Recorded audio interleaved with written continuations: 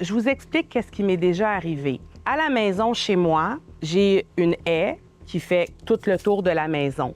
Nécessairement, d'un côté, j'ai des voisins en arrière de cette haie. J'ai 2 voisins en arrière de la haie. Et un jour, j'arrive à la maison, ma haie est à moitié coupée, j'ai des morceaux de haie qui sont tombés dans ma piscine, à terre. Et là, je me dis, voyons, qu'est-ce qui est arrivé là? Ma fille est en train de se baigner, c'est sûr que j'y pose la question, qu'est-ce que tu as fait, hein, comme toute bonne mère, pour finalement réaliser qu'un des voisins a décidé de couper ma haie. Donc, ce n'était pas la sienne. Le résultat a fait que comme j'ai 2 voisins, j'avais une haie d'un certain niveau et une deuxième haie d'un autre niveau. J'étais loin d'être contente. J'ai été cognée chez mon voisin et je lui ai demandé avez-vous fait couper vos haies aujourd'hui? Qu'est-ce qui vous dit que c'est vos haies? C'est mes haies. Et le voisin ne savait pas quoi faire. C'est sûr que ça aurait pu arriver à une mise en demeure, des problèmes judiciaires. Je vous rassure, je tiens à un bon voisinage, je suis pas allée là. Mais sachez que ça peut arriver.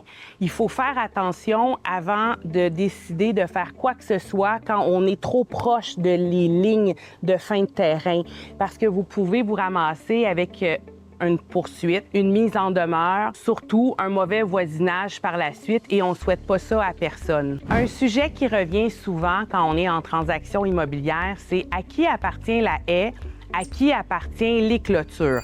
Est-ce que c'est à vous? Est-ce que c'est à votre voisin? Qui fait l'entretien?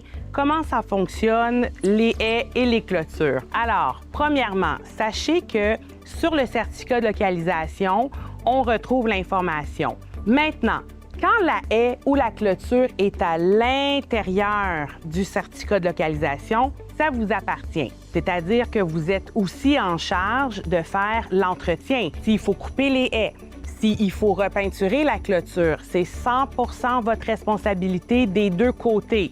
Pas juste ce côté-ci, en arrière aussi.